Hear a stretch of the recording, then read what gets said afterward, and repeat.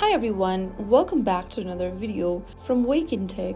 Today in this video, I'm going to show you how to follow someone on Likee. If you want to follow people on the Likee app so that you never miss your favorite creators' content, then follow through the steps.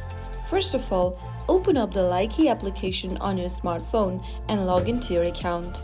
Once logged in, from the home page, go to the search icon at the top right corner and then enter the name of the contact or the person you want to follow. Once you type in the name of the contact, from the search result, if you see the contact in the search result, tap on their name and then click on the follow button on the next page once you see their profile. Once you do that, you will be following the contact. And that's it. Now you know how to follow creators on Likee the right way.